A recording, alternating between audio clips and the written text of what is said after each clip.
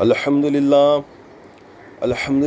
رب العالمین والصلاة والسلام علی رسولہ الکریم وعلی آلہ واصحابہ اجمعین والعاقبۃ للمتقین اما بعد اعوذ باللہ من الشیطان الرجیم بسم اللہ الرحمن الرحیم رب اشرح لی صدری ویسر لی امری واحلل عقدۃ من لسانی یفقہوا قولی۔ محترم سامعین اکرام، الحمدللہ ہم لوگ سورۃ البقرہ کی ابتدائی 5 آیت پر بات کر رہے ہیں اور اس کی مختصر تفسیر جاننے کی کوشش کر رہے ہیں۔ سورہ بقرہ یہ مدنی صورت ہے، مدنی اور مکی۔ وہ تمام صورتیں جو ہجرت کے بعد، وہ تمام آیتیں جو ہجرت کے بعد نازل ہوئی ہیں، وہ تمام کے تمام مدنی کہلاتی ہیں۔ یہاں تک کہ جو فتح مکہ کے موقع پر بھی نازل ہوئی تو وہ بھی مدنی ہی کہلاتی ہے۔ تو علماء نے اس کو 2 گروپ میں تقسیم کیا ہے، مکی صورتیں اور مدنی صورتیں، یا مکی آیتیں اور مدنی آیتیں۔ تو سورہ بقرہ جو ہے یہ مدنی ہے، یعنی ہجرت کے بعد نازل ہوئی۔ اس میں 286 آیات ہیں، 286 آیات ہیں۔ سب سے بڑی صورت ہے یہ قرآن پاک کی۔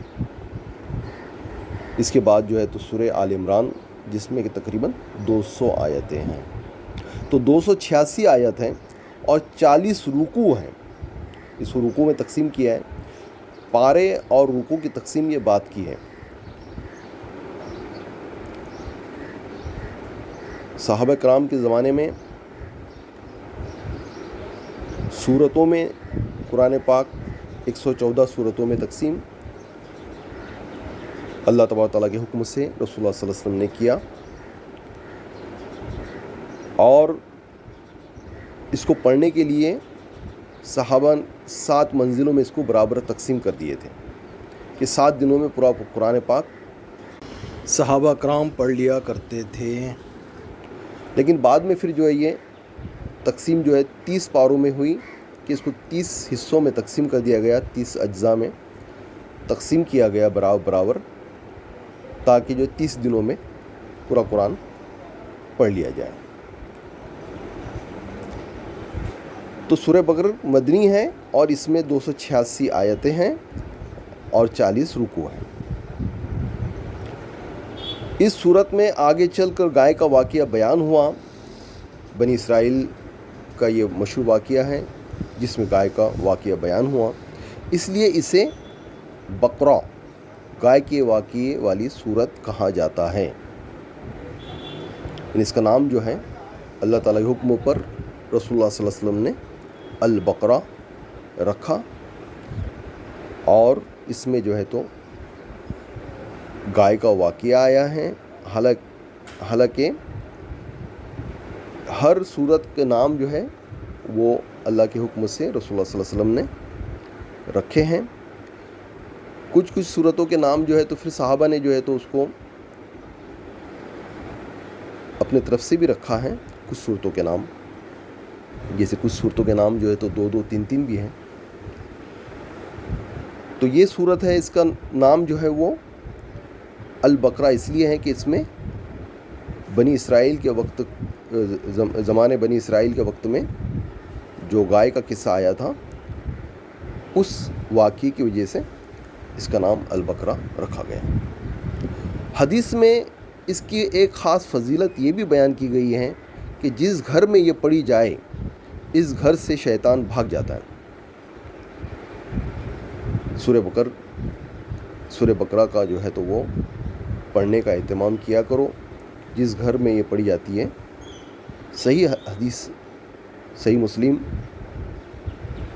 میں آئی ہے یہ حدیث پاک کہ جس گھر میں یہ پڑھی جائیں گی اس گھر سے شیطان بھاگ جاتا ہے۔ نزول کے اعتبار سے یہ مدنی دور کی ابتدائی صورتوں میں سے ہیں، البتہ اس کی بعض آیات حجت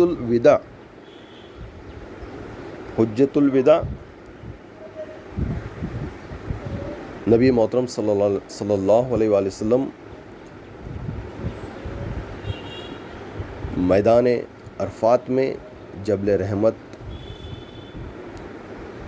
ٹیلے پر، یا پہاڑی چھوٹا سا ٹیلہ ہے جبل رحمت، مسجد نمرہ کے بالکل قریب میں ہے، میدان عرفات میں، وہاں پر حجت الوداع یعنی آخری آپ نے جو خطبہ دیا، تمام صحابہ کرام موجود تھے اور یہ آخری خطبہ تھا، تو حجت الوداع کے موقع پر اس کی کچھ بعض آیتیں نازل ہوئی۔ بعض علماء کے نزدیک اس میں 1000 خبر، اللہ تعالیٰ نے 1000 خبر، 1000 احکام اور 1000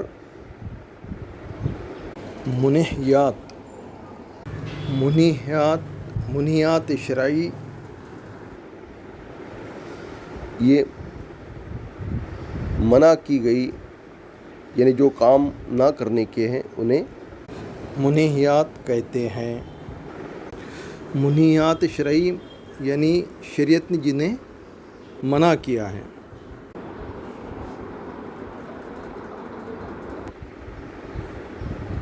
احکام 1000 احکام یہ کرو،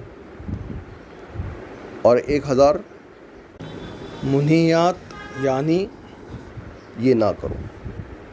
اسی طرح سے 1000 خبر یعنی 286 آیت ہیں، اس کے اندر علماء نے جو ہے وہ بتایا کہ اس میں 1000 خبر، 1000 احکام اور 1000 منہیات ہے۔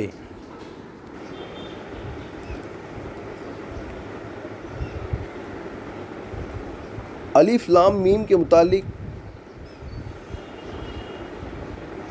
بتایا کہ اسے حروف مقطعات کہا جاتا ہے۔ مقطعات جو ہے وہ قطع سے بنا ہے، قطع کے معنی ٹکڑے ٹکڑے کرتے، یعنی اس کو ہم علم نہیں پڑھیں گے۔ الف لام میم تینوں الفابیٹ کو علیحدہ علیحدہ کر کے پڑھیں گے، یعنی قطع کر کے پڑھیں گے، اس لیے اسے حروف مقطعات کہا جاتا ہے، یعنی علیحدہ علیحدہ پڑھے جانے والے حروف، اور یہ کچھ صورتوں کے آغاز میں آئے ہیں۔ ان کے معنی کے بارے میں کوئی مستند روایت نہیں ہے، واللہ عالم بمرادہ۔ البتہ نبی صلی اللہ علیہ وآلہ وسلم نے یہ ضرور فرمایا ہے کہ میں نہیں کہتا کہ الف لام میم ایک حروف ہے، بلکہ نبی محترم صلی اللہ علیہ وسلم نے کیا فرمایا کہ میں نہیں کہتا کہ الف لام میم ایک حرف ہے، بلکہ الف ایک حرف، لام ایک حرف اور میم ایک حرف ہے، اور ہر حرف پر ایک نیکی، اور ایک نیکی کا اجر 10 گنا ہے۔ اس سنن ترمذی کی کتاب الفضائل القرآن کے اندر یہ حدیث سے پاک آئی ہے، یعنی قرآن پاک کو پڑھنے کی کتنی فضیلت ہے، اور اس کو سمجھ کر پڑھنا بہت بڑی بات ہے۔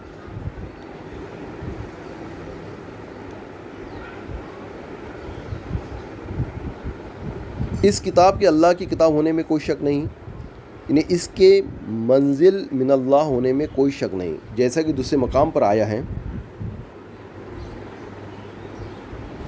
کہ تنزیل الکتاب لا ریب فیہ من رب العالمین، الف لام میم السجدہ کی یہ آیت کریمہ تھی۔ بعض علماء نے کہا ہے کہ یہ خبر بمعنی نحی ہیں کہ اس میں شک نہ کرو۔ علاوہ ازیں اس میں جو واقعات بیان کیے گئے ہیں، ان کی صداقت میں جو احکام و مسائل بیان کیے گئے ہیں، ان سے انسانیت کی فلاح و نجات وابستہ ہونے میں، اور جو عقائد توحید و رسالت اور معاد کے بارے میں بیان کیے گئے ہیں، ان کے برحق ہونے میں کوئی شک نہیں۔ دیکھیں، عقائد میں کیا کیا ہے؟ توحید، دوسرا رسالت، اور تیسرا معاد۔ ہم تینوں لفظوں کے پہلے معنی سمجھ لیں۔ توحید اللہ کو واحد اکیلا تصور کرنا، توحید۔ رسالت، اللہ نے اپنے رسولوں کو اس دنیا میں، اپنے نبیوں کو، اپنے رسولوں کو اس دنیا میں بھیجا ہے اور رسالت کا سلسلہ قائم کیا تھا، اور وہ سلسلہ حضرت محمد صلی اللہ علیہ وسلم پر ختم کر دیا۔ آپ کے بعد میں کوئی رسول، کوئی نبی، کوئی رسول دنیا میں نہیں آئے گا۔ اور معاد یعنی دوبارہ اس دنیا کے زندگی کے بعد برزخ کی زندگی یعنی قبر کی زندگی، اور معاد کی زندگی یعنی پھر سے واپس اللہ تعالیٰ آپ کو قبروں سے زندہ کریں گے اسی حالت میں۔ توحید، رسالت اور معاد کے بارے میں بیان کیے گئے ہیں، ان کے برحق ہونے میں کوئی شک نہیں۔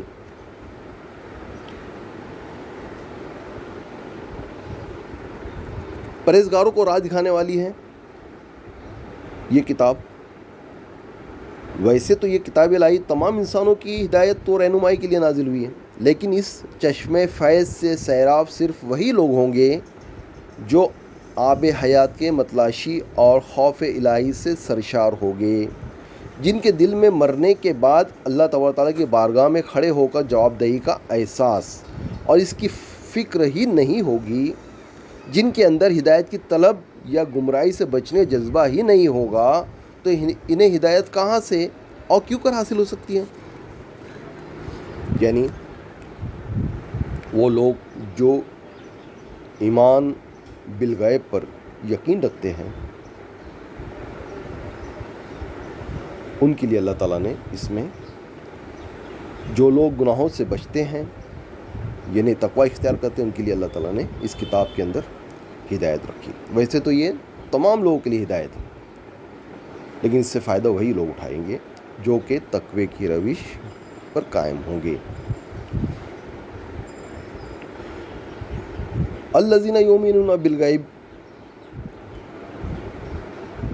جو لوگ غیب پر ایمان لاتے ہیں۔ امور غیبیہ سے مراد وہ چیزیں ہیں جن کا ادراک عقل و حواس سے ممکن نہیں، جیسے ذات باری تعالیٰ، وحی الہی، جنت، جہنم، ملائکہ، عذاب قبر اور حشر اجساد۔ حشر کہتے ہیں اصل میں جمع ہونے کو، اور اجساد جو ہے وہ جسد کی جمع ہے، جسد یعنی جسم۔ تو حشر اجساد یعنی اللہ تعالیٰ دوبارہ قیامت، بروز قیامت دوبارہ قبروں سے تمام انسانوں کو اکٹھا کریں گے، جمع کریں گے، اسے حشر کہتے ہیں۔ اس سے معلوم ہوا کہ اللہ اور رسول صلی اللہ علیہ وسلم کی بتائی ہوئی ما ورائے عقل و احساس باتوں پر یقین رکھنا جزو ایمان ہے، اور ان کا انکار کفر و گمراہی ہے۔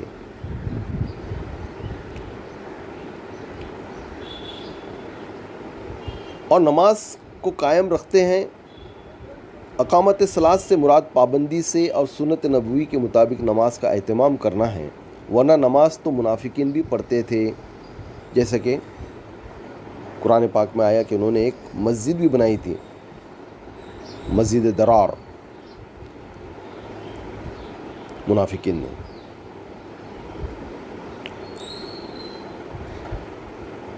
مما رزقناہم ینفقون، اور ہمارے دیے ہوئے مال میں سے خرچ کرتے ہیں۔ انفاق کا لفظ عام ہے جو صدقات واجبہ اور صدقات نافلہ دونوں کو شامل ہے، واجبہ اور نافلہ۔ واجبہ جو سب تمام کے ساتھ ادا کی جائیں گی وہ واجبہ، نافلہ نفل سے پر، نفل کے معنی زائد، جو